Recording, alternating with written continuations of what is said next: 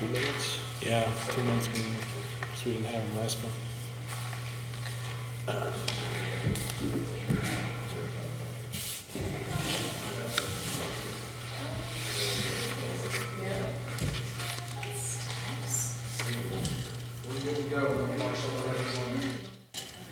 Now you're going to call to order the April 24th, 2018 Smithville EDC meeting, committee meeting. First thing to do is approve the February 27th and March 27th regular session minutes. Make a motion to approve the minutes, both February and March. Do we have a second? I'll second. All in favor? Aye. I'll abstain since I wasn't here. Okay. All opposed? So 1, 2, 3, 4. Abstain. Steve abstained.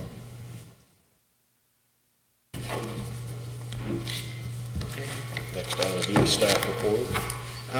It's going to be rather short. A couple of introductions to make sure this. I'm sure most of you have met the folks, but if you haven't, the election results resulted in Mayor Damian Boley, who's sitting over there. He's here attending his first meeting, and one of the first acts that Mayor Boley and the new board did was hire the new city administrator, Cynthia Wagner. Is right there as well. So first meeting, they'll be getting more involved as we plug along. We are incredibly busy. Construction is booming, as you guys are probably aware. Planning Commission will have the subdivision for the lots to be sold at the TIF project on May 3rd, in accordance with the conceptual plan that was previously approved. That'll allow them to start selling their lots, and based upon the engineering contact I've had, they've got some sold. They're just waiting. They can't sell it until they get a lot, so that's where they're at. If there are any other questions, construction for public infrastructure is going to impact our economic side regularly, especially for those downtown, because we're going to have rolling street closures all over town for the next 2 years. Sorry, but that's the price of progress. We're doing that. And we're doing our best to get the information out to folks in advance, so adjust your driving schedule. And some of these changes are happening so fast. We had plans associated with the gas line project. Yeah, I don't know if you saw the news today. One of the subcontractor or the contractor's employees got killed today down in Kansas City. Homicide, on duty, working. So they shut every project in the entire city down and had a safety meeting. Incredibly sad, but sometimes that, they had a very good response as a company to bring it in for the safety meeting and inform all the employees so they didn't have people. But they're going to be back tomorrow, and they will be working, and the roads will be closed. So, sorry. But that's all I've got from my staff side. If you've got questions, I'll certainly try to answer.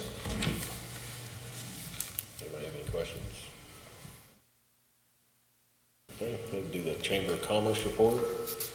Some ribbon cuttings that we have coming up. The Smithville Historical Society Museum is having their ribbon cutting tomorrow, 11:15. The Heritage Tractor is having their open house and ribbon cutting. It's a Friday-Saturday combination, so this Friday, open house is from 8 a.m. to 5 p.m. Ribbon cutting is at 10:30. Lunch is 10:30 to 2, and then Saturday is open house from 8 to 2. St. Luke's has asked that we share some information. One of their big announcements, two big announcements. One of their announcements is that they have become the first center in the Northland to achieve primary stroke certification from the Joint Commission. The advanced certification centers. This advanced certification recognizes centers that have the infrastructure, staff, and training to effectively manage and meet the unique specialized needs of stroke patients. Their other big announcement is that they have a new state-of-the-art CT scanner at St. Luke's. There has also been an expansion that they've had with adding more beds, so they just wanted to share their investment into the community and their expansions, and that everything is, along with Mosaic and purchasing some of those locations, that they are definitely investing in our community. Shoot for the Stars Youth Center has completed their move to their new location in the previous Dollar General facility. They provide classes in gymnastics, cheerleading, and karate. We have Mid-Continent Public Library, Square One services. A lot of their events recently have been in the Northland. These most recent events that they have coming up. There's Wednesday, April 10th, which is tomorrow, 10 Steps to Selling Your Food Products in Stores. It's down in Grandview. Blue Springs Small Business Boot Camp, which Clay County has a small business boot camp, and Platte County just had theirs recently. So they won't be coming around for a while. So if you are looking for a small business boot camp, they have one in Blue Springs, and they're also doing building a solid foundation for opening a restaurant. It's at the North Independence branch. We had our Smithville Chamber Community Awards dinner. I saw a few there. It was a lot of fun. It was a whirlwind of a night for sure, but some of our winners that we have here. The 2018 Smithville Community Ambassador Award, we awarded to Stanley, the English Bulldog. For those of you who don't know Stanley, he raises funds for children in other countries that need cleft palate surgery, and he's raised. So part of this recognition is to help get more recognition to raise more money for that cause. Because he has it. Right, because he has a cleft palate himself, yeah. So that was fun to have Stanley there. Our 2018 Educator of the Year was Cheryl Nichols with Smithville School District. She is one of the business teachers. She's worked very closely with the Chamber, with the FBLA on several events. She's done a phenomenal job. Johnny V. Brock was also nominated. He's with FFA, and he's done incredible stuff with not just in the school district, but within the community as well. So it was great to recognize them. Smithville Junior Citizen of the Year, we awarded to the Smithville FFA chapter as a group. They, along with Johnny, have done so much to support our business community, as well as other entities in the city. Smithville Citizen of the Year was Sherry Coulter with Coulter. She's with Coulter Excavating and Bus Service. We have Smithville Community Service Award was awarded to Kids Rock, which Sherry Coulter's a big part of that as well. They work with the school district on helping children that have specific needs. Smithville Area Business of the Year was Ladoga Ridge Winery. I think that doesn't need an explanation. That's an incredible facility that's done so much for our area. 2018 Smithville Area Employee of the Year was Rick Gath. If you haven't met him, you need to. He's a wonderful man. And Chief Klein he was also nominated, and he's also an incredible person. Smithville Chamber Member of the Year, Platte Valley Bank. They're a big supporter of every organization in town. The 2018 William E. Parks Legacy Award, Cheryl Taylor won, and she's been a part of the community. She was born across the street in the old hospital. She's done, we could go on with everything that Cheryl's done for our community. And then the Rising Star Award went to Cassie Joy, which has definitely put Smithville on the map through the books. The job fair that we have going on, we have 13 businesses confirmed. We had Sonic confirmed today. They're in the potential category. We've reached out to all of these, or we've been told that they are hiring. So anybody that we see that's hiring, we've reached out and invited them. We've also sent out information through emails, and so we hope to continue to grow this list. It's Monday, May 7th, 11 a.m. to 4 p.m. at the Smithville High School gym. People will enter through the PAC, the Performing Arts Center. You need an ID to get in. And they'll take you back through where the job fair is. It's the first time we've had a job fair. It's kind of a stepping stone, something to build on for the future. It's open to the general public. We did some Facebook boosts, and we're starting the advertising 2 weeks out. We put this out about 3 weeks ago, and the community, it was overwhelming to see the activity that it got on Facebook. So there's definitely a need for an event like this. We just need to get the businesses to come and step up and be a part of it. So we are working on that, and that is it.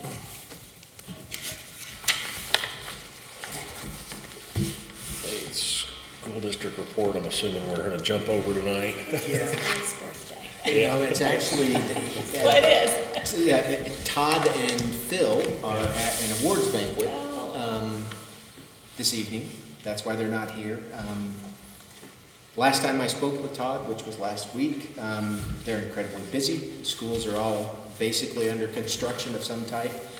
Everything's on board for their new school to go in and open on time for the September 5th or whatever start date. So they are plugging along on everything. So. We'll have the Communities of All Ages presentation. Sure. You can have a seat if you'd like, but that would be the best way. Thank you all for having me. I want to pass out, I think you have copies of this in your, handout here, but here's some policy cover reports that I want to go over. This is a report that we did at the Mid-America Regional Council a few years back, and the data probably about time for a refresher, but the themes that I want to talk about tonight are still very consistent, and it's still very much, the trends are still ongoing here in Kansas City and really throughout the country. We're looking at, it's kind of a strange study to do, an economic impact of a community. Oftentimes just people do the economic impact of a stadium or an interchange or things like that, but we really wanted to look at the demographic shifts that were going on in our community, and eventually we get to the point that does this community maintain this population when they get retirement age, and what's the impact if we lose portions of this population to other parts of the country. So we wanted to kind of get a better idea of what that really was in terms of dollars and cents, and not just it's the right thing to do, but really put a dollar figure to that. But we're dealing with the demographic shift. We have in the country, about 10,000 people turn 65 every day. So the baby boomers are reaching retirement, and that's going to continue until about 2030. So we have a very large population that's reaching retirement age. And this, again, a national trend. It's happening in all corners of the nation, happening in the Kansas City metro area.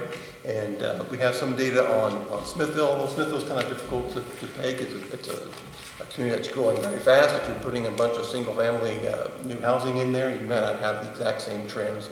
But again, overall, the community is aging throughout the country, and you're having that here in Smithville as well.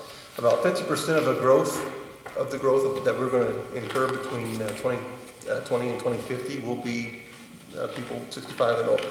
So very significant demographic change going on in the community.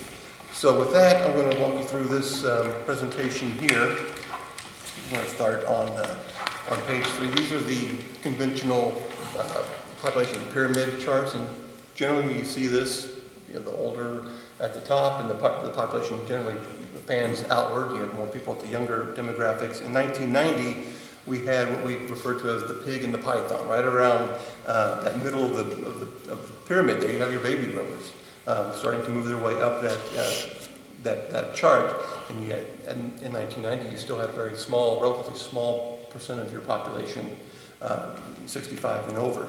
In 2010, you see the change there. By 2030, it's not so much a pyramid anymore. It's really just pretty much a column. It is a little bit narrower at the top, but there's not a whole lot of variation. So what you're seeing is more consistency, consistency across different age groups and the share of the population, all up and down the column there. So it's not, the senior population is becoming a much more significant portion of our overall population. Over on page 4, just showing you how the population has changed over a period of time. In 1990, 65 and over, as I showed you, 12% of the population in the region was 65 and over. And by 2030, we expect that to be about 20%. So significant growth there.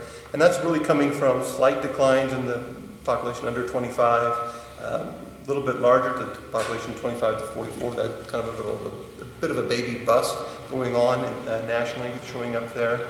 But far and away, the largest population growth age cohort is 65 and over. Interesting chart on the bottom of page 4, again reflecting the change the Kansas City area between 2010 and 2030, we're going to add about 233,000 people, 65 and over. And we paired that demographic with the type of housing style that you might expect be in demand for that age group. So if you're under 25, well, we need apartments. We're just getting started. We don't have a family perhaps yet, so under 25, the apartments are a way to go. And we kind of ebb and flow in terms of apartment growth in the metro area. Sometimes we're a little bit behind, we build a lot, and then we're kind of ahead for a while, and then we don't build a bunch of apartments for a while.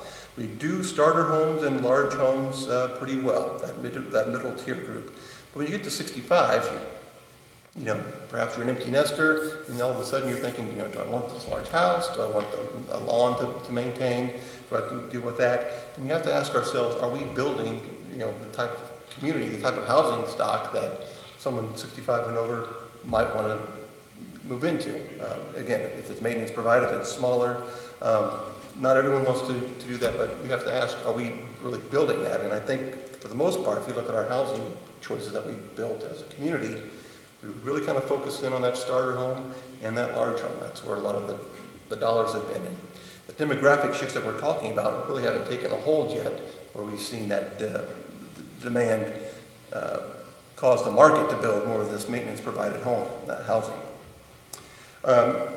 Page 5, real quickly, just showing you the population change between 20 and 30, the green bar versus the blue bar, and it's consistent. It's not just one age group with it that's over 65, 60 to 64, 65 to 69, on up to 85 and over. You're seeing growth throughout. One of the more interesting highlights from this study that we saw was how active this cohort is still in the workforce. Back in 1990, just about 2.5% of the workforce was 65 and over. Now that has grown, actually it's grown up to over 5% of the workforce is 65 and over. So this is coming from people who had a good career and they don't want to leave, they still want to be actively involved. And it's also coming from the employer side who have people with a lot of institutional knowledge and valuable employees not wanting to let people go, and they're enticing them to stay around a little bit longer. You can see on the next page, the bar chart on the bottom of that page, I'm going over to page 7, the average monthly wages for the population 65 and over. Back in 1995, the average monthly wage for someone 65 and over was $1,520. It was well behind the average overall wage of $23.59, and that gap grew by 2000. People 65 and over were making far less than the overall, and that kind of indicates that people were just working. They wanted a job to do. They weren't necessarily looking to make higher incomes. And then as we shift forward to 2013, that gap has narrowed quite a bit. That tells me that employers really are loath to let talented people go and retire, even if they're working part-time or whatever. They're still paying them to stay involved in their workforce, and that gap is declining. So that's telling me that businesses want seniors to continue to work in their establishments. So chart at the bottom of page 7 shows you how the monthly average wage has increased. Prior to the recession, population 65 and over was growing at a faster rate than the overall population. It survived the recession, and that has persisted between 2008 and 2013. Seniors are making more. They're seeing their incomes grow faster than overall wages. Top of page 8. This is a chart that has been a bit of time on.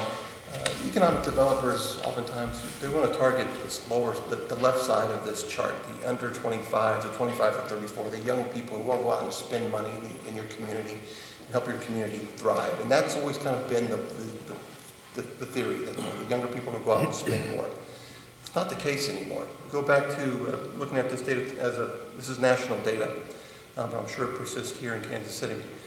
65 and 74 are actually spending just as much as the population 25 to 34. And over 75 are actually spending more than the population under 25. So it's not a situation where, from an economic development standpoint, I want young people because I know they're going to circulate dollars in my community. Seniors are doing it just as well, if not better. And that hasn't always been the case. Does that include healthcare costs? Yeah, this will include everything, so the basket of goods that they're buying may be different on the right side than the left side, but it's still dollars that are circulating in the community. What they're buying is different, for sure. Good question. Yeah, very good point. Chart on the lower left-hand side just showing you how the income, the expenditures have changed between 2001 and 2013. Remember, this is a period of time where we suffered through two pretty hefty recessions, so expenditures declined for most households, but they increased at 65 to 74 and over 75 age group. And educational attainment is also another issue.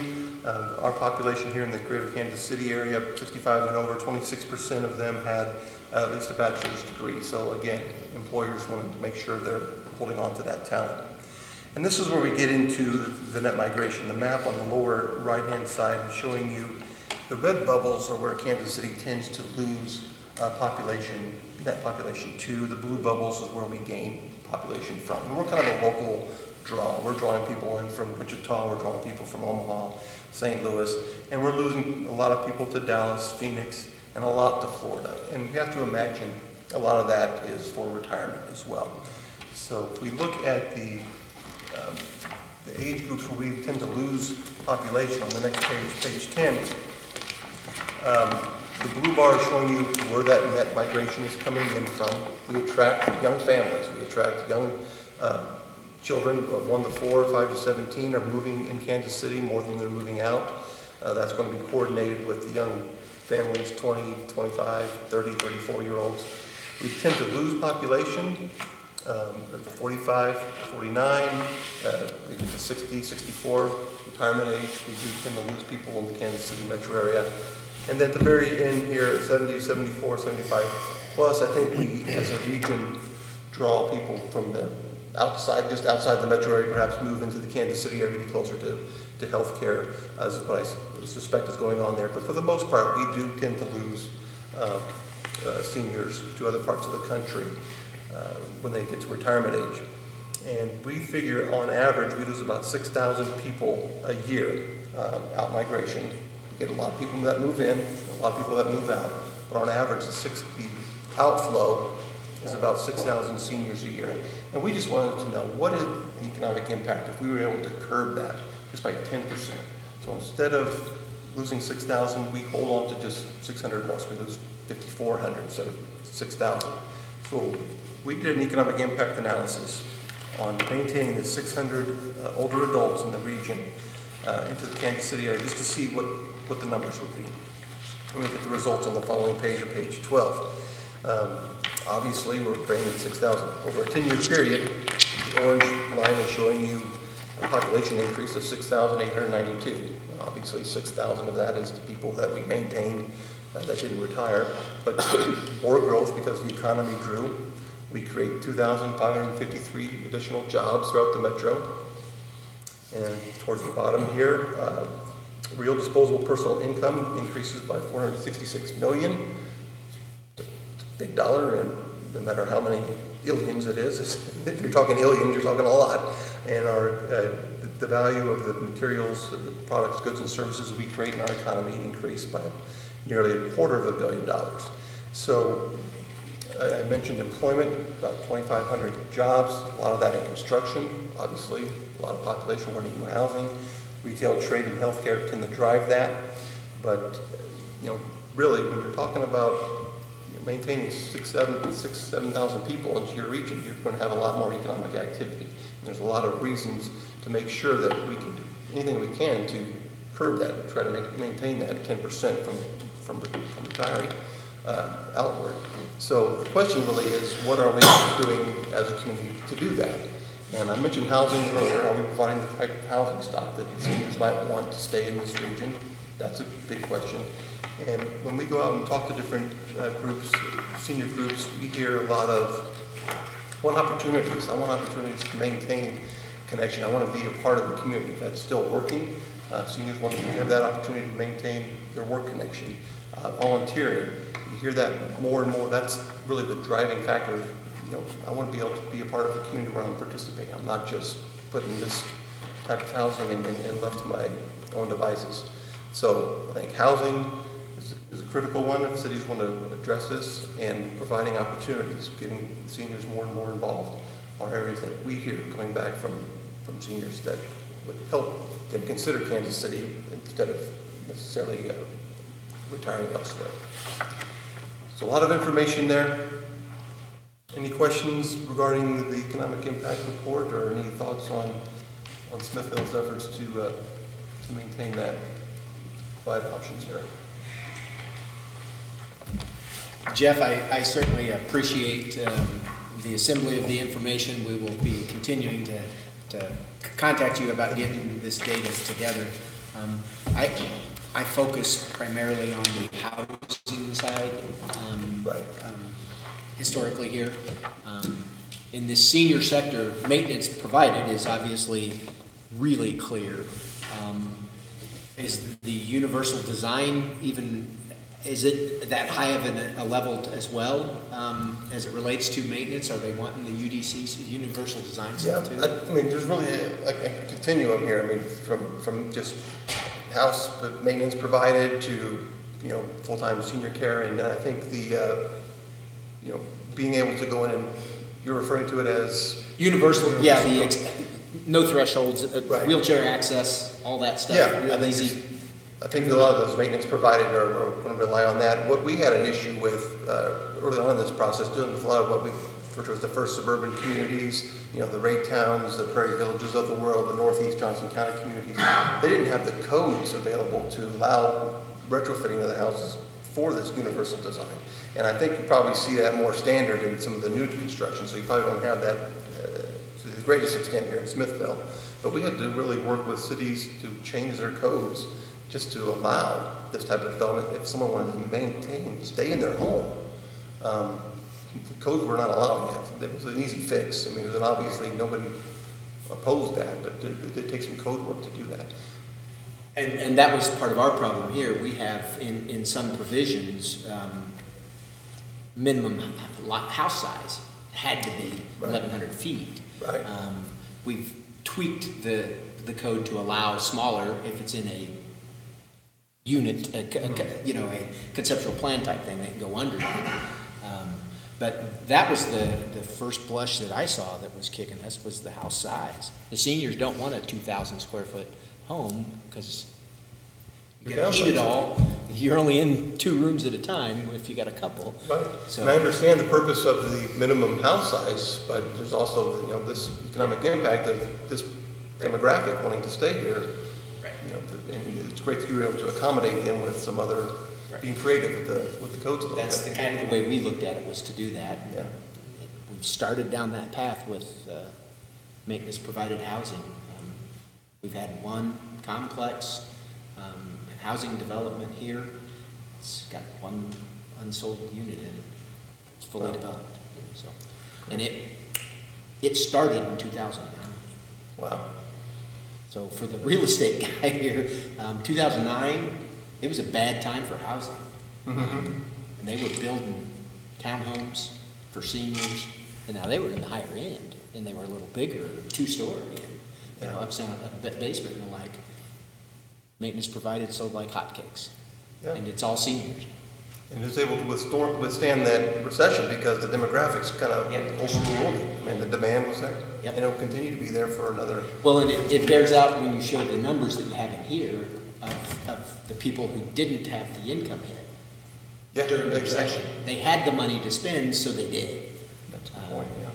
So I was kind of suspecting that, but this shows that, so I certainly appreciate the data. What about like totally different models than what we have around here, like maybe some things that they're doing in Europe, or even what they do down in Gladstone, which I don't, down by the community center in Gladstone, they built all that housing that's, it's a form of apartments, but In Gladstone or North Kansas City? it may be, well, it's either, no, I think it's Gladstone, it's right by The 4 or 5 story apartments with the retail underneath in Yeah. Linden Square? Is that what you're talking about? Just off North Oak there? Yeah. Yeah. Yeah. So are there any things that we're not currently seeing in Smithville that maybe we ought to be looking into, or that you're already looking into? Well, yeah, for us, it is the apartment, the rental market. It's been, you can ask Leah when she was the director of the chamber. Number one request that the Chamber of Commerce would get is there any rental apartments available? Is there any rental apartment? Over everything else, people are wanting to move here but rent, and we just don't have that. And the demographic was younger, was it a younger group or was it older? It was all over. People were trying to get away from the maintenance. You don't have to maintain an apartment. You don't maintain when you're renting usually, unless you're doing a full house, and that could be negotiated. But that's what people were moving to. And I'm seeing and hearing, the data I'm hearing is millennials and seniors are going for the same housing, the same concepts, everything. Yeah. So, they want to be in that Linden Square stacked housing, walkable to the grocery store, get everything you want real close. It's going to drive that market crazy when you've got the two largest generations in the history of our country both going for the same stuff. That raises a good point of, why that may work in Gladstone is the walkability nature or the access to transit, which may be a bigger challenge in a city like Smithville as well. That's something that often pops up on the list from seniors, the ability to get around. Is there data on that about, like where communities retain seniors? There's these amenities that, like transportation and walkability, is there data on that? Well, we can get data on where the senior population is and where they stayed. I mean, where they're aging in place is what we refer to that. And now we can't say, is it because of amenities that are nearby, but oftentimes you can see it. Yeah, it's near a transit line or the density is such that, they have access to things. But not that I'm aware that, those two issues have been asked. And I think what you're getting at makes perfect sense, is that just because we build the housing doesn't mean it'll work, because it may be a lot of other things that need to be there as well. If we're missing those, it may not get as much. And a lot of it, interestingly enough, it's starting to, the trends I'm seeing are retail quality of life issues. Seniors and the millennials want to have a place close to go shopping, entertainment area, restaurants, bars and restaurants, other entertainment venues, places so they can spend time and be with people. Not necessarily own 16 boats and all that. That's usually for the 40s who go until when they reach 65, they're done. They're tired of maintaining that. But that's what I'm seeing, and every report I ever read is showing that. So if we make some progress on the retail front, that's going to help us on the back end to bring more seniors and to keep the ones we have here longer. But also then we're going to have to think about, okay, not just building the retail, but accessibility to the retail from wherever we're planning on this type of housing being, and also maybe we'll need to have a plan for public transportation going down to Berry Road or Zone Rosa or wherever. So, and it becomes a density issue for real to get that public transportation. It's a density issue. For us, it would be we'd have to focus it in one area of town. yeah. That area be the area where, if you're going to have a public transit access to Kansas City, coming from that one area, and then you focus your density there. But being spread out as we are, I was talking to Jeff earlier when he looked, and a lot of folks until you get here don't realize that Smithville's 9.5 miles long and 1.5 miles wide. That's not very dense. So it's expensive to operate, but it also makes it harder for folks to congregate. You get a whole bunch of people in one area, that's when you get all the retail amenities. We're spread out, so they're not as quick to come, but the retail trade area, from Las Vegas that Lee and I both got to see up front and in personal, talking to the folks. you know, the old rings of 3, 5, 10 mile rings and how many people are in there kind of are changing. It's the retail trade area stuff that these magic things allow them to do, you know. They can tell where this phone sleeps at night, so they know how much money this guy likely makes. And the number of hits the parking lot gets. Yeah. It's really interesting. So it's amazing what they can find, and that's kind of what Mr. Pinkerton does. He finds that data from public sources or wherever, sometimes contracts, and uses that data to come up with these things. And that data-driven economic development, community development, whatever development it is, that data-driven nature is kind of where we're leaning as a community. So, a lot of good information. So this was the entire Kansas City region. Yeah, that's for the metro. So how well can you drill down to specific communities like Smithville or Gladstone? You know, is there from this data? Is there a weighted? Well, certainly the population by age data is available at the city level and even lower. You know, some things like census tracts, so you can see how that is. Now, the more fine you get, the more margin of error there is. You know, some fuzziness going on there. But and a lot of the you know, the retail and the employment stuff is going to be more metro level. It's kind of hard to get that down to smaller areas. But certainly the general demographics, we can get very detailed. And we hope to be getting that data soon. We know where to find it. Yep, we know where his office is. You know how to email us. Yeah, figure that out finally. Thank you. Thank you very much. Interesting. We have native digital presentation. Yeah, come on. Let me chair. And I put the wrong one in your packet. You got it on your desk. Sorry. The one you looked at last month is in this month's packet. Sorry. So I will have the same thing pulled up here on my screen, just in case you feel like having double vision.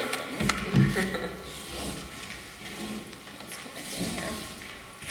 Do you want to introduce yourself? Awesome, yeah. So I'm Allie LeCamp from Native Digital, the Senior Account Manager. And I'm Shelby Matthews, so I'm the Senior Art Director, Producer, Designer. So we were here last month and we went through kind of the overall marketing plan, and here we are today to drill down on the out-of-home billboard options based on feedback from our meeting last month.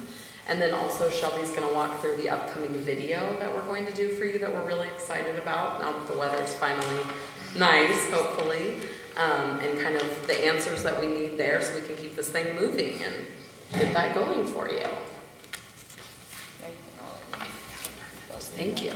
So this just goes to show kind of through our overall timeline and plan that we're in the media planning and buying and also ad creative sections. We've already done the research and the strategy and walked through the communication strategy. So that's just to show where we are today.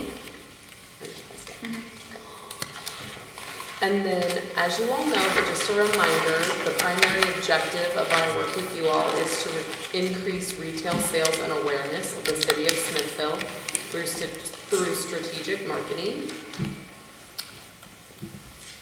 So, as I mentioned, we came last month with a few different billboard options and took your feedback. The main feedback we had was that the billboard seemed too close to Kansas City and you wanted more rural options. And also more relevant options to the city of Smithville, with still those high impressions and good locations. So we went back to the company and we just included the billboard option 1 examples so that we have those for reference. But the new ones you can see are on billboard option 2. So we did want to note that these are larger billboards, and we would have 2 for 4 weeks. So the last round there were, I believe, 4 for a longer period of time.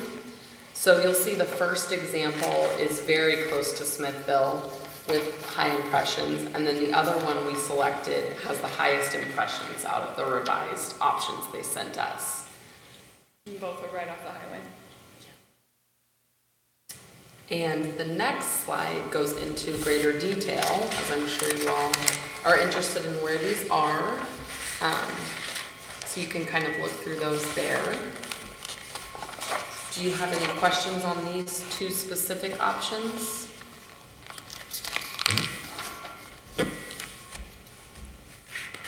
Questions and concerns? We just wanted to mention overall that, you know, the feedback we got last month, we totally agree with these recommendations now that we got the new options back. So Yeah, we think these are great for what you'll pay and what you'll get for them. the Mexico City Drive one, I always look at that as I drive south on 29, because that's where you would turn off to go to Smithville on 435. Yeah. So I think that's a great location there. Which one were you talking about? The Mexico City Drive. Okay. Yeah.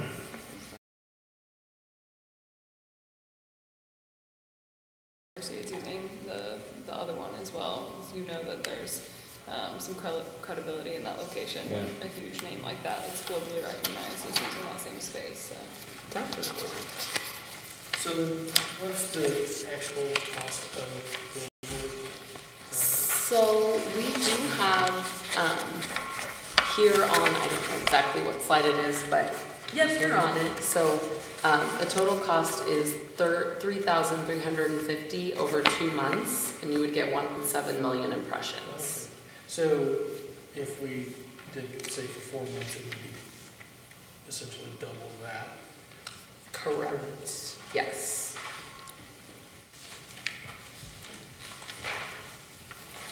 There is that additional option that instead of doing 2, you could just do 1 for that same amount of time for that same price. But I feel like you're hitting it from both sides. Both sides, yeah. Spreading the awareness of it. I was just thinking, I wonder if at some point it would work to where we did a kind of a cost sharing with some of the businesses here. If, you know, you had, say, 6 different businesses go in billboard that was agreeing with Smithville and showed some of the businesses, restaurants, whatever here, that would be kind of a cool way to get more, not put everything in the city, but the city would still benefit out of it.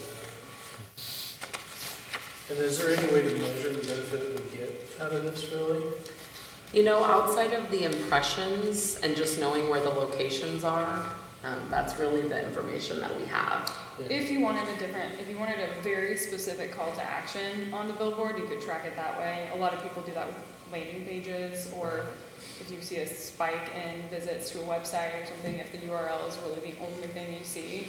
I think it depends on exactly what the message is that you're going for, and I feel like a lot of what we're trying to do here is awareness, and so sending people to a very specific place, though it would be really nice for measurement, which we always love, but, you know, if you're going for general awareness, then the name is really what you want huge, so it's kind of a either or with billboards. You got like 5 seconds as people are going 60 miles an hour.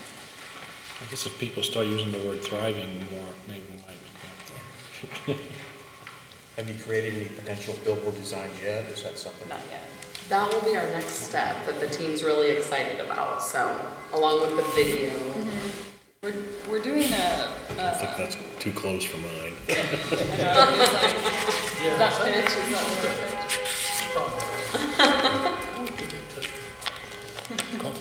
I do that.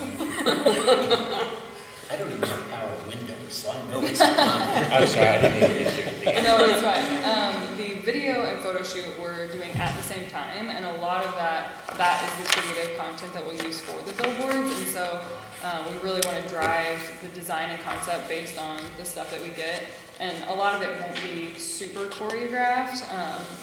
We're kind of going for a lifestyle feel anyway, and whether or not we use several images, that's something that we could kind of have in mind ahead of time. I like the idea that you have about the business share. You know, if we're trying to hit on 5 different aspects in one, that's something that we could already have in mind before having the content, but That's kind of phase 2 after we do the shoot, see what we're working with, you know. Typically, when somebody passes a billboard, how much time do they have to look at it and gather information? Is it just like a second or two, and before it actually makes an impact on them? 3 to 5 seconds, depending on size, distance from the highway, and speed. So usually you really just want one message. It kills me when I see like multiple CTAs, Too much or going on. there's a whole sentence, when really you're trying to go for a phrase most. That's really like at the most. 3 to 5 words. Yes, exactly. Something that you can glance, and your brain has the ability to pick up just on Right. vision. And size is everything. I mean, just making sure the text is massive, having one big logo, things like that are usually what work really well. You're going for an at-a-glance feeling, mood, or call to action. So if you're going to do something, or, oh, that looks fun. I want to go there. Yeah, Yeah, exactly. take my business there, yeah. Sure.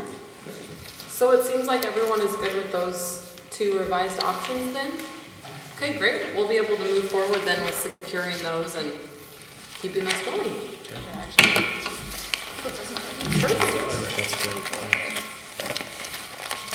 Okay, so moving into the video and photo planning session, because we want to do the actual shoot the beginning of May so that we can actually get the billboards up and running, getting everything going, it's kind of a quicker turnaround time in terms of shot lists and where we want to go, how we're securing talent. So this is just a quick refresh on what you're getting out of this, which would be the long form video, 3 short vignettes, roughly 10 photos, and you know we're going to be capturing as much content as possible, keeping in mind that this is where it's going to end up, is in these kind of funnels with these particular CTAs and purposes in mind. Refresh on the exact audience segments that we already talked to you guys about, but I've actually thought through, to begin the shot list and the planning for what we're trying to shoot, we thought about what is it these audiences actually need to see. So you guys already saw the names of these audiences, but for instance, business owners, what do they actually need to see to, in their minds, think, oh, there's a good economy here, I want to move my business here. Things like consumer shopping, just subliminally driving on nice roads, feeling like there's clean, open, easy transportation, you know, and that is just a 2-second visual of someone driving, you know, it can be done really easily visually. Just seeing downtown, building facades, seeing clean, interesting character, you know, things like that. So we don't need to go into the nitty-gritty of all of these, but what we did was think through what's the main message that we're trying to communicate to each one of these audiences, but then how do we show that visually? So based on what we wanted, you know, to say to people visually, we broke down the shot list in terms of downtown and at the lake. And in our minds, we're kind of seeing the overview video being kind of like 2 storylines of 2 different groups. So a group of friends and a family, and you're experiencing the city and the lake through those people's experiences. And so for a 2-day shoot, that works great. You've got 2 groups, 1 day each. And it's broken off in the left and the right column. The group of friends would most likely be what we would want to do downtown. Family would most likely be what we want to do at the lake. So if you kind of look at it in that term, the things that we had talked about, and I gleaned from you guys' discussion last month and possibly the month before, were businesses on Main Street. So the sweet shop, the flowers and gifts, tons of character. It immediately reads as interesting, fun, novel, you know, especially the flowers and gifts sweets thing. You're going in for something interesting or fun. It's not just like, oh, I'm buying socks. So visually it reads a lot more interesting. Places like Chops for lunch, seeing really fun, interesting atmosphere, unique food that you can't just get anywhere. You know, it's clearly there's something special in the recipe. An outdoor event. Some things that we found that were happening in May, specifically mid to beginning of May, were the Larson's Cruise for the Cause and a courtyard movie night. I think the courtyard movie night sounded like it was later in the month. Third Saturday. Third Saturday, okay. The soiree, am I saying that correctly? Soiree. Dinner and live music. Ladoga Winery at sunset. I mean, every photo that I saw online on social of Ladoga is at sunset. I mean, it's clearly beautiful. So being able to capture that, having content that pushes what people already love is great. So just that short list is kind of what we're thinking of taking our talent through to make it feel like it's a day. They're experiencing the city in a day. They're kind of doing some retail shopping. You get to see the environment, the street, the facades. You see the shopping actually happening, maybe some engagement with the business owners. You see them enjoying unique restaurants, and they're relaxing, lounging at a winery at sunset. So that you're getting kind of this city vibe from this group. And then if you go to the lake section, obviously that's a huge part of the suburban drive, you know, but how do we get them to experience the city on their way to the lake? And so what's highlighted is where we want to drive people to stop for beer, snacks, drinks, pool equipment, whatever it is on their way to the lake. I think that visually is a great differentiator, just seeing people kind of pack up, especially if it's a family, you know, it just has a really fun summer vibe that you want to get involved with. So I would love to hear if you guys have a particular location that is the most popular or the most drive-worthy. Stopping for drinks and snacks on the way to the lake. Captain's Corner is a good location on the north end. Paradise. Yeah, that's, Yeah, up in Paradise, that's where you're gonna see most of the lake traffic and getting minnows for fishing. Is that Paradise Point? yeah. Paradise. No, Just not Paradise. Paradise. Paradise is It's a town. city. Oh, town. Yeah. Go with W. Take It's W. Smithville, but it's Paradise. Yeah, just outside the largest marina. It's outside of our city limits, but it's in the community of Smithville. Okay. So then you get over there, in that vicinity is the Smoke and Davy trailhead for the bicycle trails. Oh, perfect. Could you say that one more time? Smoke and Davy. In. Perfect. Yeah, Ampersand. Yeah. yeah, And the, yeah. The letter N, I think is how they actually advertise it. Smoke in Davy. So it's the hyphen, smoke in Davy. Yeah. Okay, perfect. I can find that. yeah, I'm not sure. Which I thought was odd. It would have been an ampersand is what I would have called it. Yeah. Well, apparently there's a long story behind it. They probably got it changed to make it, I think, more politically correct or something. But, so Wednesday nights is the mountain bike club is out there. So if you wanted a shot where you got a bunch of people in the parking lot with bicycles, that would be a time. I don't really know. There's a lot of other family people getting out and riding, but I don't know that there's an organized time where you'd be sure to find a bunch of people. But, Do you know what time that happens? it's after work on Wednesdays, so. During daylight or? 5:30 so. Okay. Yeah. And do you know if they have any form of Facebook page or website? It's Earth Riders is the. I've contacted Whitney. Okay. Earth Riders? Great. And that's on the way to the lake? It's you water you cross part of it. It's kind of, if you're on this side, It's in one it's of those? on the way to Paradise. Okay. If you're coming up from Kansas City, you're probably gonna stop at Quick Trip or.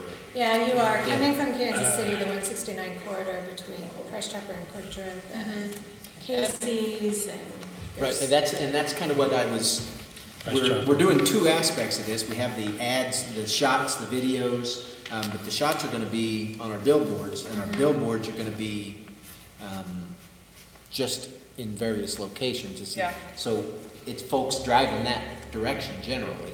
But if you want it, Burton's a lot of times is pretty busy. Yeah. Right there on 169 with boats, folks Yeah. getting bait. Bait. things of that Especially, sort. yeah, Good story. yeah, in May, on a Saturday, you may have to be here bright and early. Because most of those boats getting bait are gonna be at the lake as Yeah. soon as they can, but. So I wouldn't actually be too worried about exact signage, just because for billboard purposes especially, we're really just going for subliminal messaging, stop to get your stuff here, don't buy it outside of our area. Yeah, okay. So I really wouldn't even want to deal with any kind of Okay. copyright with using a Quick Trip or something like that. If there is something locally owned, then absolutely let's get the signage in there, but that probably won't be the driving message, it won't be a locator, if that makes sense. I It's mean, more there's a like- lot going on between Casey's and Burton's, because they're right next door to each other and share the parking lot. Well, and depending on where you take the picture, I mean, from there, you've got Burton's, you got Casey's, you got Price Chopper, and down a little bit, you've got the new Discount Smokes. That, I mean, they've accommodated the parking lot for boats. Yeah, and we'll get into this in a moment, but we will want to have some kind of boat with us, or even if it's just a vehicle where they're packing out the back with clearly it looks like lake equipment. So that will be kind of hero of the shot. It's more about, it might just be get your last minute things is the quick subliminal messaging that's going out. So, Boat dealers. The kayak on your car. yes, Coming out with a exactly. 6-pack. It wouldn't be hard, I could get like, my truck or something with a bike rack with a couple lights on the back and put it in the same shot with the boat, getting. We could talk to Smithville Marine and see if we can borrow a boat Yeah. just for the shot. I'm sure he's not gonna have a problem, especially if on the side of the boat, there's a little Smithville Marine sticker. Locally owned business. Shiny brand. He'd be happy to do that, yeah. Fairly shots of bicycles, like down the horse, and he's got a little boy. I think of a trailer sort of thing, he's riding in. Do they ride in the Earth Riders? Yeah, That would be perfect. yeah, so they won't be out there together, probably on Easter average Wednesday night. But if we knew what he wanted to do and when, I don't think it would be a problem to That's put perfect. something out on Facebook and say, hey, please show up at 10 o'clock on Saturday morning. Yeah. Let me talk through these two talent ideas that I have just for the main groups. But the next step really is identifying, the talent kind of defines everything. When they're available is when we're going to shoot them. So if, we find a group willing to participate that is only available on this particular Saturday afternoon, we'll kind of organize around that. But little one-off things where we just know we have somebody that is willing to participate, we would be able to just do, okay, let's just film them for 2 hours on a Wednesday night, and would come up separately for that, if that makes sense. The Smoking Baby Trailhead is where everybody parks goes and rides from, but it looks like just parking lot and trees. You can't see the lake from there. So if we wanted to do something, we could get people to go over by Sailboat Cove or something where they have boats, and bikes, and For the golf course, is any of the trails close enough to the golf course? No. It's across the lake. Yeah, it's all on the other side, so you can't, No, the but golf course would be another big draw. Even just having bikes on the vehicle is kind of a subliminal, Yeah. like this is available message there, especially for video, you're able to read that a little bit more. And so that could work just as well. But Sailboat Cove was the one area that I felt like covered a lot of ground visually just from the amount of research that I was doing. And so that was the area for the lake storyline, is that they're coming through town, they're picking up their beer, snacks, whatever else, and spending a little bit of time in coming through the city to the lake. And then Sailboat Cove was just the one area. Obviously, I would totally defer to you guys if there's a different area that works, or if you find talent that has their boat in a particular area and we just want to use that. But that's where you capture the family walking out the dock together. You're kind of seeing the full surroundings. You're closing the vehicle with the bikes on it, and you're seeing all of that subliminal messaging, and you're fishing, things like that. So all of that would happen, and then we would at sunset be capturing any type of drone footage from the golf course out onto the lake, or somebody in their sailboat or boat that's going out onto the lake. I think it would be nice to have a shot of maybe somebody water skiing, Yeah. or maybe on a We jet ski or a also- Sea-Doo or something like that, showing some more. Great. We also have Northland Outdoor Adventure, it's kayak rentals and bike Yes. rentals. Perfect. And I don't know, Scott, have you talked to Jacob? Did you ever get a hold of Jacob? No, not sure. When you call them, maybe find out when they're gonna start. Maybe we could get them in some of this, when they start. That would be fantastic if they also had employees or, regulars that wanted to be the people on the water skis so that it wasn't just the equipment, but if they could provide the people doing tricks and things, that would be fantastic. So, the next, later on, I do really want to, just for time's sake, because that's beautiful. That's exactly what we're doing. It's right by Silver Cove along the bike track. Perfect. So, yeah, Actually, I would love, it's on the bike trail? this spot is, yeah. How far onto the trail is that? How difficult is that to get to? I'm trying to think. It's on the opposite side of Silver Cove, so you have to go around it. I don't know. I think that the idea of a spot like that and seeing, a mother and son riding their bikes through, but having the lake backdrop in the Yeah. background, that type of thing works really well. If I remember right, there's like a bench there where you can sit down and look out into the lake, and then you get somebody walking by, riding by too. If we have all of the equipment with us and our family is the talent, obviously kind of a lot rests on that, but if they're willing to just pause and hop on a bike and zoom by for a second, come back, do it again a couple times, I think that will cover it. But getting those items and having them on hand, having the mountain bikes and having kayaks or water skis, things like that on hand will be huge. But I would love to walk away from tonight with, if you guys either already have contact information for places like NOA or particular businesses that we just already know, okay, this is exactly who we're reaching out to for access, for availability, timing, involvement, if they know people that would be willing to be the talent, that would be huge. The next slide is just showing we're essentially taking photos everywhere we're shooting video. So video usually leads the schedule and shot list because there's so much more involved in the way that we're moving through a scene.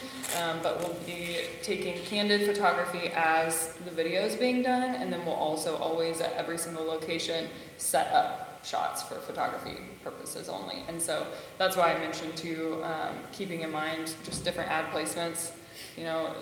Whenever you use this years down the road, if you ever need something extremely vertical, gotta think about that. So we'll keep that in mind as we're doing photo after all of the video has been shot. But the way this is numbered is essentially just to say these are all the locations that we're shooting video at, and so we're capturing, we want to make sure that we get one good photo capturing each of these things. Can we add Cossacks Yes. to that? I was wondering who's going to be the first. I I knew it was going to be you Ryan. say yourself. I No, knew they Brian just have would a say really it. great bar area. It's- Okay. Yeah. Maybe some outdoor shots of the patio. The patio. That's why I was going to ask Yeah. what they're like defining differentiators. Okay, so an It's outdoor actually patio. food, but- Yeah. Yeah. Yeah. They also have meeting space. There's a lot of good shots in there for sure. So for Cossacks, would you want a business group meeting vibe, like they're out on lunch as I employees? think more like outdoors, like sitting on the patio, having some drinks or having lunch or something like that. With kind of business casual or family and group of friends? It doesn't matter. Family. Family probably, yeah, if you, I guess it depends what Okay, you're so trying to this could be sell. kind of the lake, Yeah, Yeah, the family. lake, yeah. Yeah. So stop Either here the family or on your way out. you've got you got a group of friends and you got the family. I think it would work well. I think a for either. family, I mean, that always reads well. Little kids Right. are cute when they're eating or hanging out on patios and stuff like that. So if we did that, I'm just making sure that that particular space isn't one that you're trying to drive for local businesses, come here on your lunch break or anything like that. Yeah. This is more of a family on the weekend drive through. Yeah. Okay. Yeah. That's great.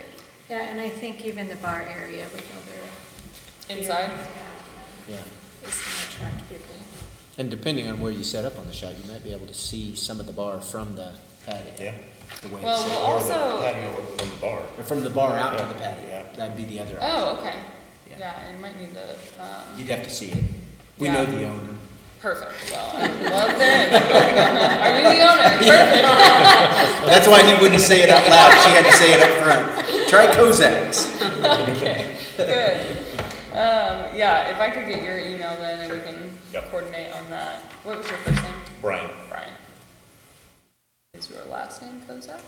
No. Not even Nice close. guess. Hove, Hove. Perfect.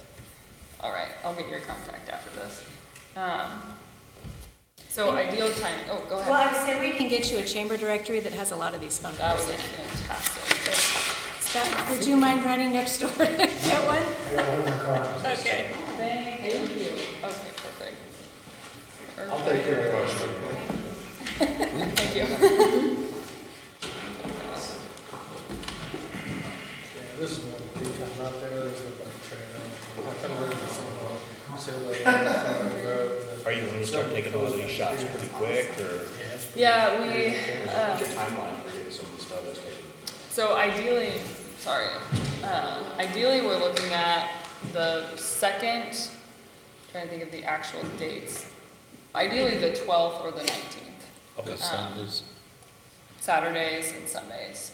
Mostly based on having talent availability. There are very few families that are going to pull their kids out of school or wouldn't have their kids in school. And we're probably working with a 3 or 4 p.m. to sunset for that family day. And I know that just a lot of families would not be able to do that this weekend. Molly, maybe with, and her son that work, she works for me, and her son's not in school yet, but I think they would be good for what you're When you, looking for. when we It's a coordinate hard- together, you can just let me know. I've got lots of employees, I've got families and kids and all, so we can just. So put I've time actually together. got the description here on the same page. I don't know exactly which page it is on, where you've got the actual video planning and the shot list. So those are the main ideal requirements. I would imagine it's probably hard to meet every single one of them, but it would be fantastic if we just already had a family that had a boat and kids that were comfortable in the water, you know, having a whole family that's able to just be natural and normal together doing something rather than asking them to do something that they're unfamiliar with or don't understand. Like we could probably find someone that would be fine with driving a boat that was rented, but I would really rather them be super comfortable with it. I would call Todd. He's got 3 little Todd? girls. Yeah, Perfect. listen to this. He's got 3 little girls. His son, he can wakeboard. Awesome. Yeah, I will reach out to him. Can I just say that you referred? I just texted him. Perfect. I love it. He's got lots of pictures on Facebook too. You can find it tomorrow. Yes, that's ideal. I think I wrote that in here for any potential people. It would be awesome to have, like Damien was just saying, like a Facebook link to their profile or anything like that, just so that we can get a visual. It's always awkward, but just gotta narrow it down for who you're using on camera. Another good business for downtown is Thorny Creek. I'm sorry, say that one more time. Thorny Creek. Kind of back patio kind of area. Is that a restaurant? It's a home decor. Oh, perfect. I was gonna say, I feel like we're a little bit lacking on the retail, and I wanted to make sure it wasn't just 2. That's perfect. Yeah, and sometimes she does coffees and tea, and there's a little patio out back, so there might be some good pictures there. Awesome.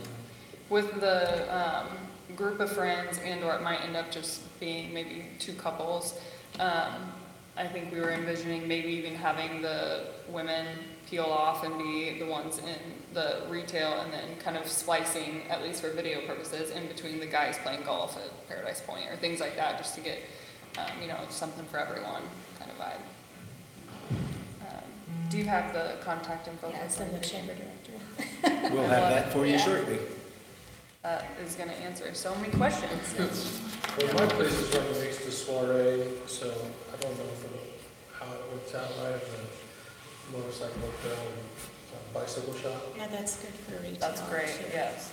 So, and I also sell some of the like inflatable stuff. And we can put if you want us to, we can put like a pop-up out in the parking lot, put bikes outside and there, different things like that. Okay. Just kind of whatever you want, Yeah. if you want it. I would love to just see photos. That always helps me figure out exactly what the options are, and Okay. for movement's sake, what would a shot look like, and where it's at. And Smithville Marine has retail inside as well. Life jackets. Yeah.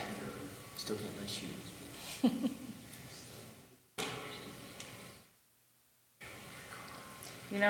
For purposes, you would want a family to feel like they're really comfortable in their own boat, but really, we are trying to sell, come rent a boat, or come, you don't live right here, so, I think we could probably stage something with going through the marine and kind of picking out a life jacket, or getting the things you wouldn't normally have, and then hopping on the boat.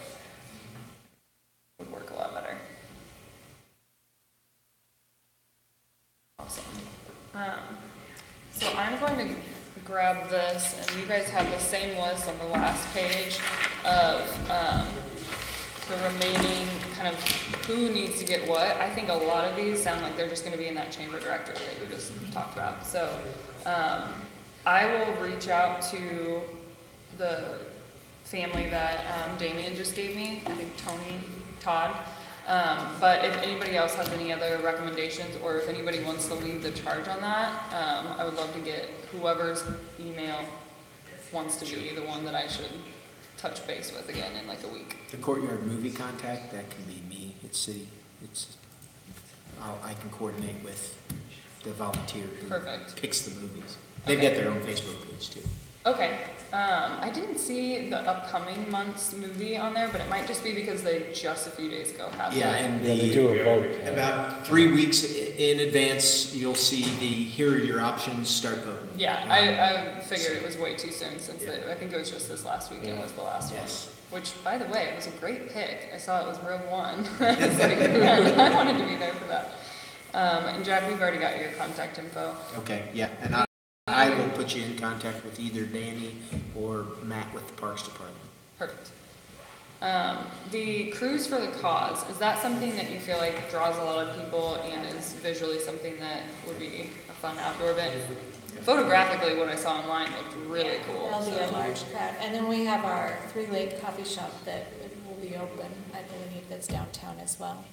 What's the name of that? 3 Lake Coffee, Why I didn't find that. their new hours. Wednesday through Saturday? Yeah, so hopefully they'll be open. Just So morning. that might be an early morning thing, because I know Larson's is early. So. I didn't assume we would need any kind of specific talent for the Larsons. It seemed like there were enough crowds. The only thing I would say is that we would want to get in touch with whoever's putting that on and be able to have a crowd release that's kind of posted near major entry points where people are walking, and it essentially just says, by coming in here, you agreed to be used on film for the promotion of the city of Smithville. It's really cut and dry. You get Johnny's phone number. That's what I'm trying to pull up. Email. It's actually, you got his phone number. Yeah. And what was his name? Johnny Viebrock, Viebrock. Okay. And Perfect. I can't get my phone to do anything. So. I've got his email and phone here. Phone number's 816. Do I need to? Why don't you write that That's just down? 10. Yeah, it's recorded. I kind of forgot. I forget This that is we're on live. Yeah. Yeah, he may not. And his social security number. In that bag, thank you so Yeah. much. Okay, so I need to add a few more here. I'm kind of doing this in real time. The Charles Dan. Okay, now we don't.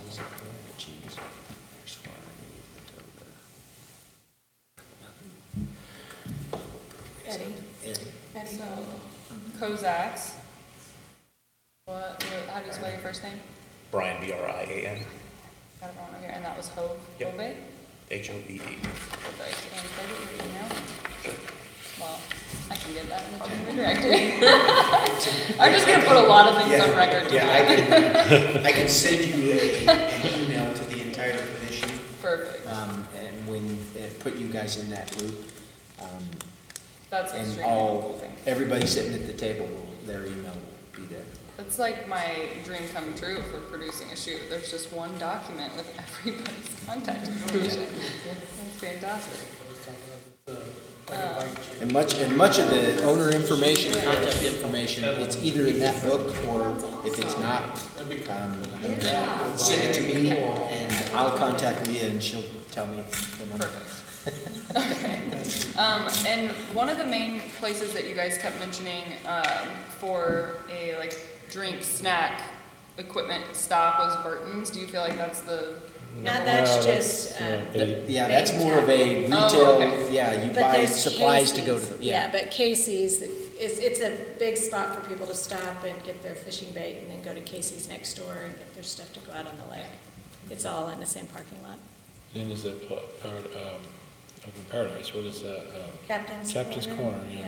They're not in the chamber directory, but, I gave her a set of, you did, okay. thank you so much. I say we can find their number.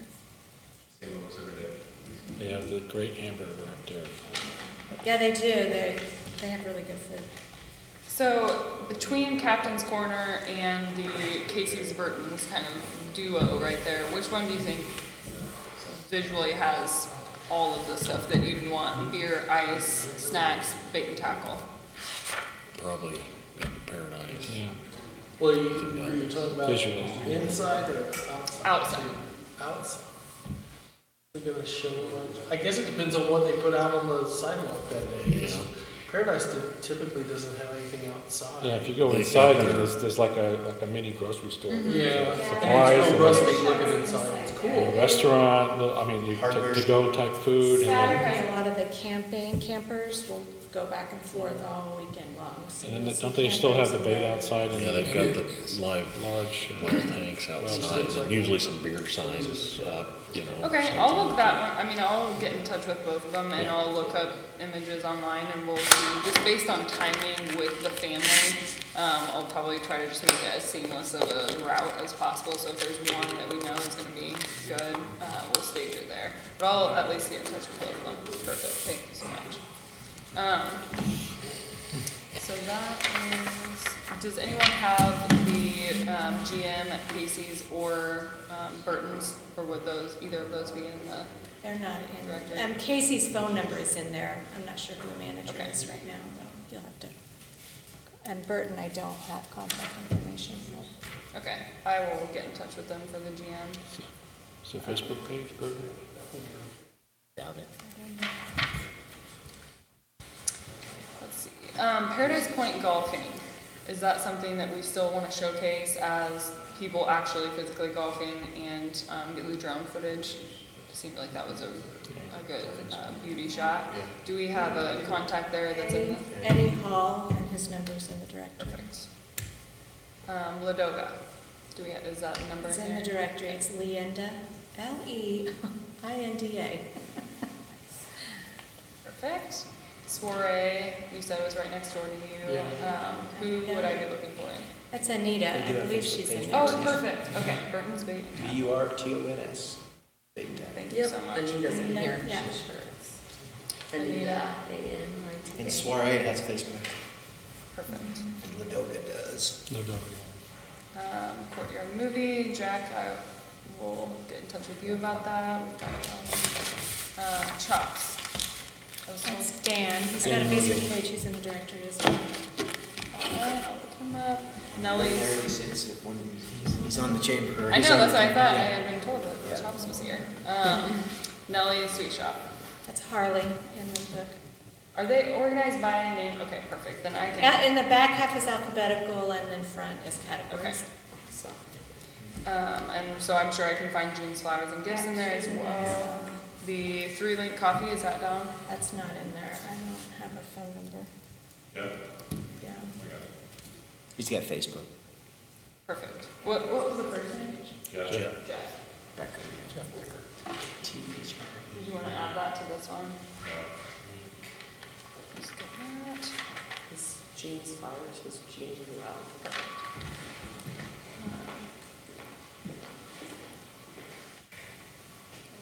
Actually, this one. We need some realtors on Facebook. Okay, oh, the number 3. That's really glad I got that. I found that. 9. Perfect. So much. I'll change that.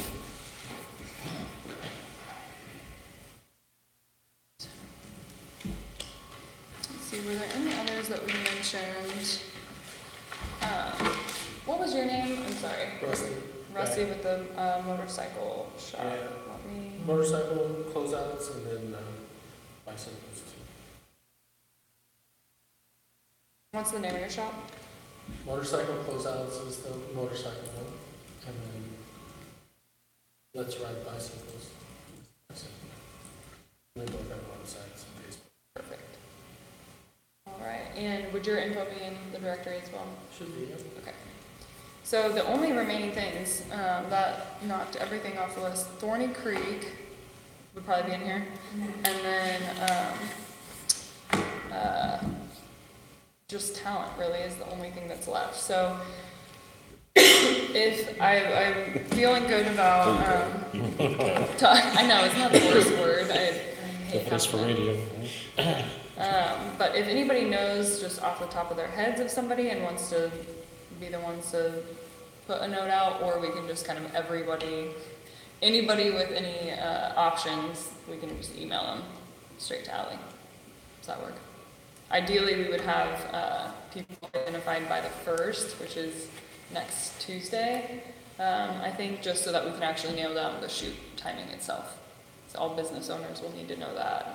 It's a lot that relies So it's like on that. 2 groups of family and like this group of couples and. Yeah, couples or friends. I think it just kind of depends on what we're able to get. I like the idea of the 2 couples. I think it just is easier to have kind of peel off moments with one couple, and then maybe now it's 2 friends. You can get a lot of flexibility with that. Ideally, I specified on that same page where it's downtown shot list and lake shot list that early to mid 30s for the group of friends and 30s to 40s for the family. And I said 2 kids 12 years and younger. I think it'd be fine if the kids are a little bit older. It just depends on how engaged they're willing to be with the camera, and I find that most high schoolers just don't feel like being goofy on camera. What do you know? And the friends, you know, if we wanted to do 6 people and it was 2 couples and maybe 2 female friends, and then that way you get a whole girls group on the patio somewhere or at the winery, you know, you can kind of have some flexible options there too. But the timing slide, this one here, does show ideal time, like actual 4 p.m. to 9 p.m. or 2 p.m. to 9 p.m. And that is because we really need to capture sunset. I mean, that is beauty hour wherever you're at, whether it's downtown or on the lake. And so people that are going to be available for part or that full time, even if we can get people for 4 hours, we'll do it as long as we still can get people for the remaining part of that time. Can I suggest one thing we may want to consider under Lake Family? If you change the date instead of the 20th for them to the 19th, because that's when movie night is. Absolutely. Oh, perfect. Movie Yeah. night is the 19th. Yeah, and I was definitely not saying the family couldn't be on the Saturday and the friends couldn't be on the Sunday, so reach out with both times, but I assume that most families have all kinds of sports and games and all kinds of things going on Saturdays. The 19th would be great if we could find people available for that time. And then on the downtown, when you talk to Johnny Weebrock about the Larson's cruise, you might just want to confirm the times on that. Yes, so that I believe is happening on the 12th. And so even if we don't have talent for that day, even if it's actually the next weekend that we end up doing the whole group shoot, we'll come out and shoot that for a couple hours just to make sure we get it. It might actually work really well to have some footage of that and then also have downtown not with cars everywhere, so. And then we've got the Kubota Coleman, which is a Kubota dealer in Skag, so like for rural equipment, you know, this is, That's a good you know, a point. mecca for that around here. And they're within 500 yards of each other. Yeah. That could be good footage to just capture without any talent, just being able to see some and use it for some of those smaller vignettes where we're really specifically targeting a certain audience versus an overall feeling and mood video. Yeah, that's really good. Yeah, so that's Heritage Tractor and Coleman Equipment. Okay. You drove by the Heritage Tractor coming here. Yeah, I think I've seen You it. got real close to the. Real close to Quick Trip. Yeah. Okay, perfect. It's just north of Quick Trip is the John Deere dealer, Heritage, and then the other one at the light at 92. You look east towards Kearney, you can see all the orange equipment right down 200 yards at the most from there. Okay. Yeah, I think that's a good idea, just to be able to capture some of that stuff that doesn't necessarily fall in line with the storyline, but it aids. Isn't there a the third one future now stuff. down by the marina? Cub Cadet. Cub Cadet, yeah. Is it Cub Cadet or Yanmar? Did he take over No, the Cub Yanmar? Cadet. Cub New Cadet. Cub Cadet. Yeah. It's down there by Where Smithville. the cleaners used to be. Mm-hmm, it's north. Oh, that's But right. I would be able to find them on like Google Maps to look up photos and stuff. Okay, great. The only thing, when I'm reaching out to everyone, I'll probably reference Jack is who our contact is with your group, and we'll kind of give them, this is what it looks like to be involved. A lot of times with other destinations, we just know that the city has worked out some kind of deal where if we need a meal to be present in the shot, that's on the house, or that they would get in contact with the city or have some kind of deal worked out. Is there something that's already in place for anything like that? We don't have it yet, Yeah. simply because this is the first I've seen of it, but between now and when you do the shots, we'll work it out. Okay, And I need to be present to Pay the bill? facilitate. Pay the bill? Yeah. Whatever we need. usually people Yeah. love being Yep. able to make some of their favorite dishes that look really cool on camera, and we love capturing bartenders making drinks. I mean, it's just a really cool looking process. So usually people are really excited about it, but we've definitely run into sometimes people just not understanding, like, is this on the house? Is it not? And I don't want to Yeah, put you guys in an awkward position Yeah, when we're on site. no, we will make sure that it, we'll, Cool. And whatever what- we need to do, either conversations or credit cards. The We'll take care of the it. bigger ones that I would think that would not necessarily be an issue, but would be more of a conversation, would be rentals. If we did need to rent some kayaks or anything like that, talking with the Northland Outdoor. We can talk to her. Yeah, and Jacob there in the directory. The only other activity at the lake that wasn't mentioned is the trap shooting. Oh, I didn't even know that was. That's up by Sailboat Cove in that area. It's a little bit further down, but it's on that side of the lake. They still have the radio controlled stuff. That's over Is there. that something that a family would be able to go participate in as they were hanging out on the lake? Would there potentially be families already there doing that? It would depend on the weekend if they For had a the, fun shoot or what. He knows everything. yeah. And he's on the board of the track club, so he can get multiple people out there. Okay, yeah, that would be fantastic. There's also the equestrian trails. Yeah, there's horse equestrian. gonna ask. Trails over there RFDTV. He has Yeah. horses too, if you want to on call them the horses. east side of the lake. He's got two horses.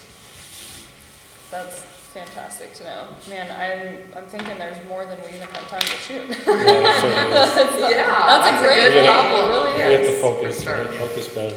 Yeah, it's often what we have to figure out when we're doing things that are geared towards both leisure and economic development is this a thing that people will be able to come in and do? Are they able to drive in with nothing really with them and be able to participate in this activity? That's most likely going to cover everybody, so that'll be our I way can of. probably, if you're gonna do an equestrian deal, I can probably get somebody to participate. in- rider? Yeah, bring their horses and. I'm gonna take all of these other suggestions and look at it in kind of a schedule format and figure out exactly what we can do with other groups. And it might even be that we might have one group in the morning that isn't even in the family or friends that I had originally thought of. Maybe we have several different groups of friends that we're able to capture. Just most people are not able to give you more than a couple hours worth of their time, so that could actually work pretty well. Yeah. So, great, Great. yeah, thank you guys. Yeah, thank you so much. Oh, this is exciting. Well, I couldn't tell you whether like a big group's gonna show up or not. Oh, yeah. So, I mean, that type of photography is what's perfect for organic social content for you guys' channel. Like that type of thing being put in front of people all the time, and look how many people are hanging out involved. That doesn't necessarily communicate one central brand message, but it's still fun for people to see the engagement that you guys have. But I think that there had been talk about accessing whatever content you guys currently have, right? Like if you guys have a content library of photos that you've used in the past or anything like that. It's not very. Well, so How what much we're gonna get into that? can any cell phone camera I'd say it's on the take agenda. pictures that would be useful, or is it like? Probably not for billboard, but for digital For sure. ads, yeah. Okay, so it's, I mean, I don't have a, yes, I'm like type. Yeah. So, but then, I mean, are there certain settings or something that we need to know about and Well, use? You know that, it's a longer, in-depth conversation, but I would say go crazy with it, but it's mostly for, organic social is where you would want to use that. But, we're hoping to communicate the specific messages to these specific target audiences within just the shot list that we just went through. So that would fully cover all of your billboard needs, all of your Right. major, ad placement needs. But for ongoing things being in front of people, that's when, on the ground, boots on the ground stuff is So do we ideal. need to start thinking about building up a library and those kinds of things and just have our little minions out there, when they see something cool, take a picture? Totally. And then, And and tag so we Smithville. have to tell them. Yeah, tag. It's gotta be high definition. Well, is that something we want to start trying to collect now? Or is that? I don't think you need to worry about collecting it necessarily. I think that over time, if you guys had some sort of structure for it, then absolutely. But I think organic social buzz goes so far, and specifically having tags or if your location tag has a ton of really great photos on it. What makes it convoluted is when people use the same thing for like a selfie or something that doesn't give you context for the actual environment. And so if you guys actually outweighed any selfies or other random things that didn't need to be in that feed with really great environmental stuff, then that's going to go really far. Because if a family or someone is wanting to move here or take a business here, that's one of the first places they're going to look. So how do we do that now? If I take some cool picture on the We way, get a bunch of actually people, have- what do we do? We have CDs. We actually have more of a library than people think. We've got CDs. My biggest challenge is, like when we do a Missouri Life spread and they want DPI 300. None of our pictures, even we've had people that are photographers that have taken incredible pictures for us, and those still aren't the quality that they need. The That's cameras my have gotten biggest challenge. so much higher resolution, and screens in general are so much higher resolution that even for viewing on a mobile device, you need a higher resolution than most digital cameras took even. Yeah, so that's 5-10 my years biggest ago. challenge, is having those 10 go-to photos that Yep. I don't have to, that's not large enough, and then I spend an 8-hour day trying to, Totally. that's my, so, but we have a lot, and I have a lot of people that will send pictures they take out at the lake to the chamber, and we collect them, and we've burned them onto CD, and we Well, I was post just them. wondering, like, where do we have a place to start? I mean, Putting should them we start online putting or them on, something? yeah, on Facebook and stuff now? And if so, is there, a mechanism for doing that? Are we gonna send them to somebody first to get them posted, or are we gonna, post them ourselves and share them? Or, I didn't know is that something that's coming? Is that something now that's already here that we should be using? Jack and I talked about that a little bit, but Yeah. because Facebook photo upload is not the highest resolution. If you upload it to the website or email it, you can send a higher resolution to the phone. So we started talking about that stuff as part of the web redesign also, so Okay. we'll take care of it. But yeah, Facebook upload probably not the ideal resolution, but submit a photo to the website, or we can screen it and add it to the collection, because we can send it back. Great.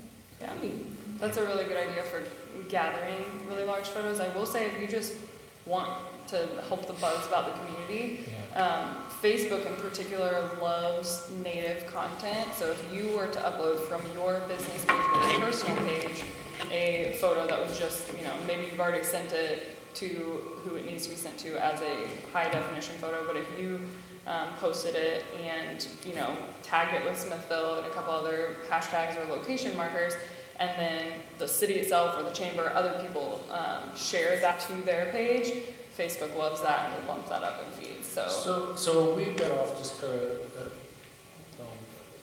as a rule of thumb or something, for those of us that have our own Facebook business pages and personal pages, to take those cool pictures and then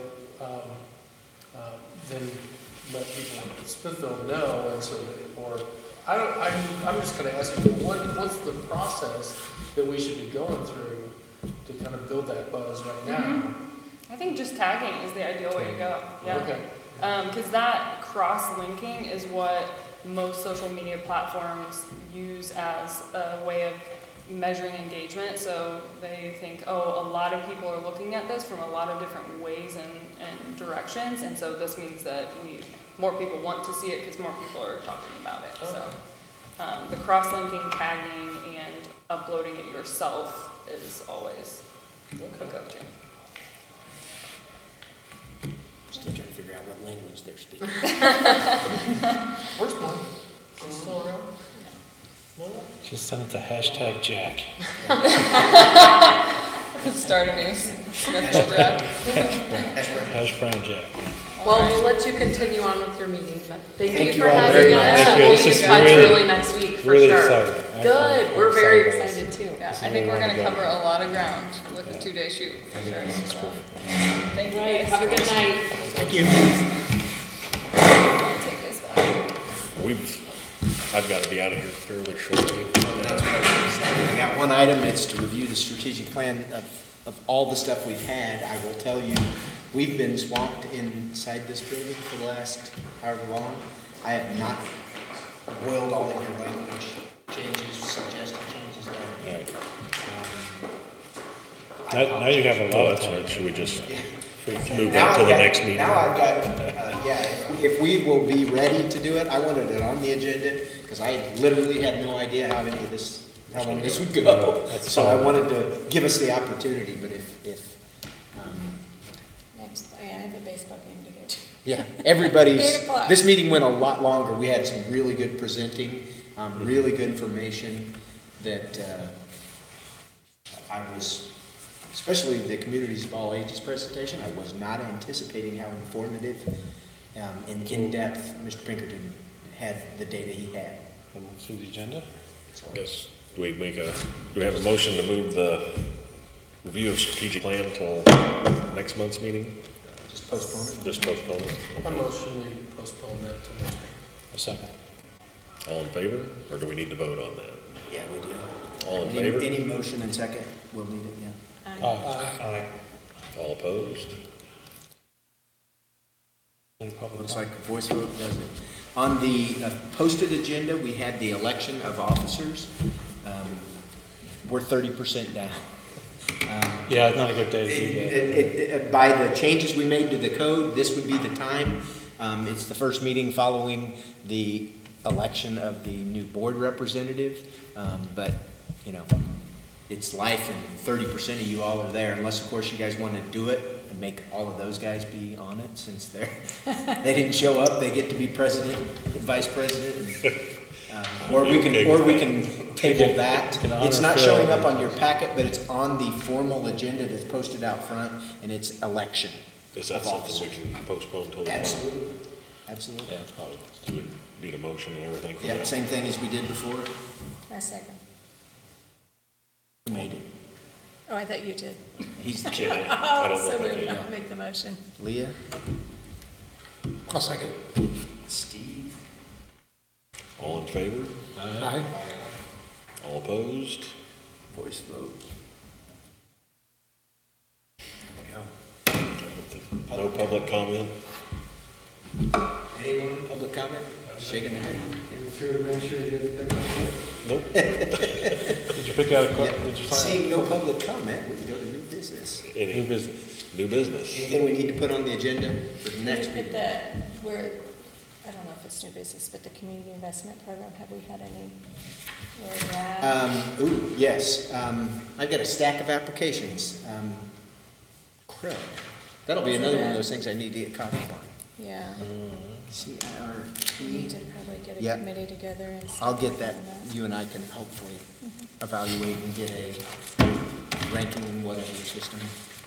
Okay. I'll and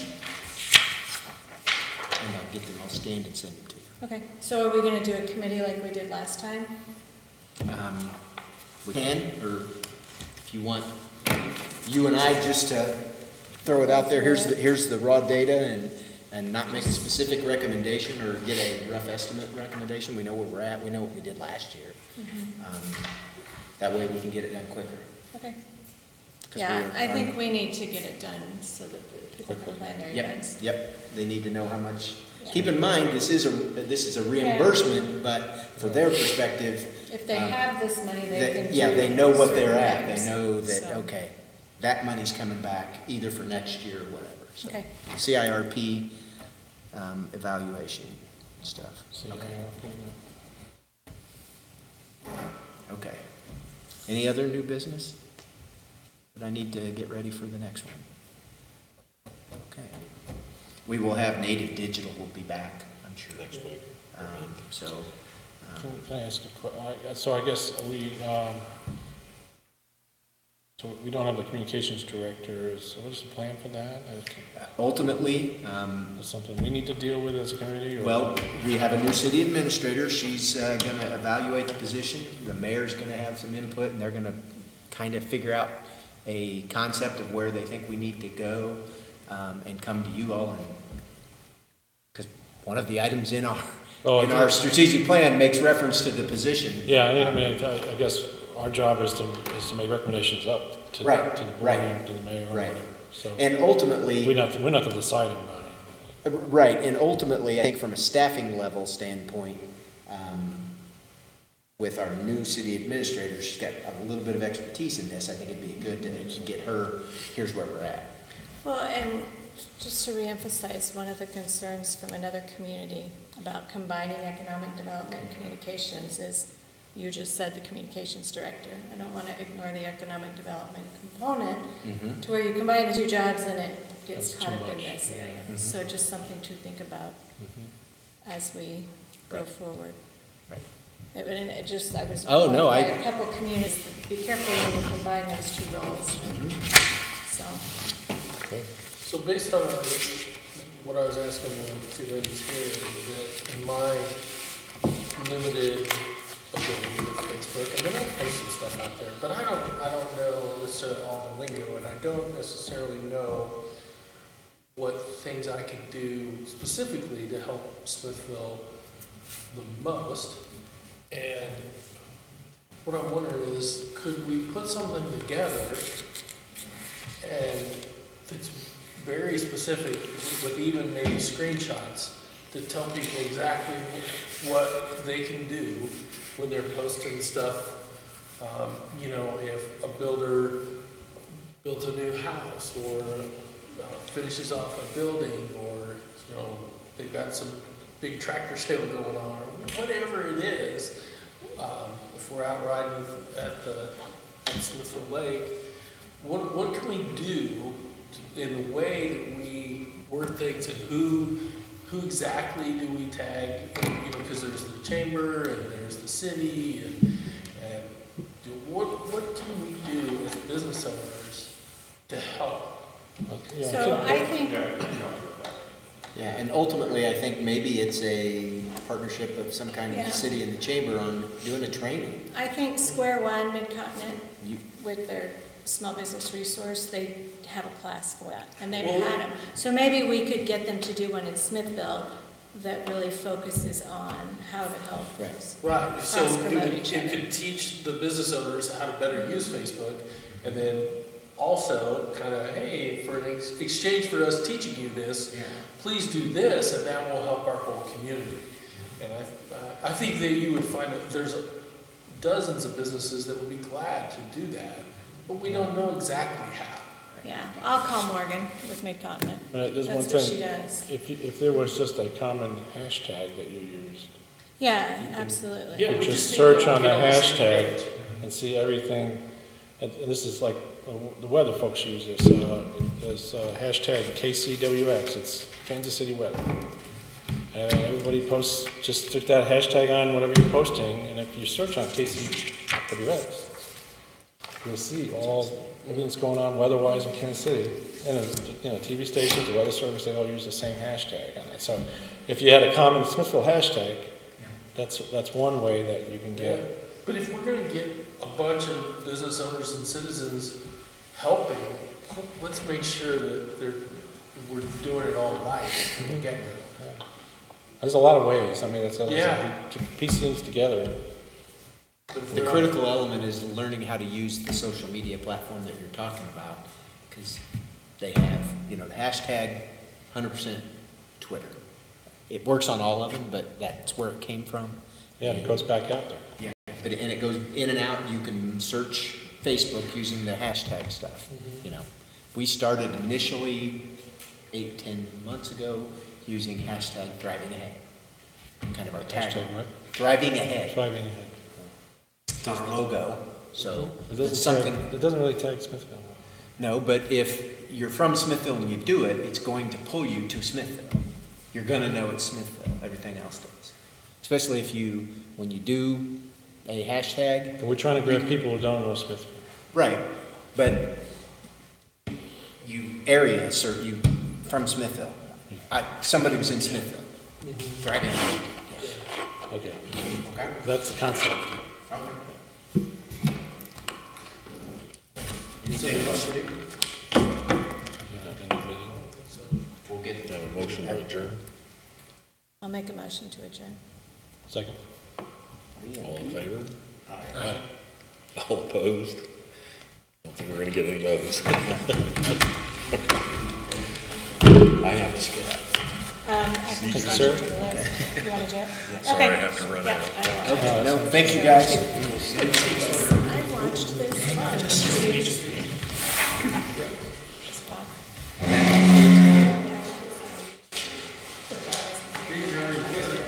Yeah, I agree with you. I struggle with that because, yeah, real estate, I'm trying to advertise constantly. Especially if, I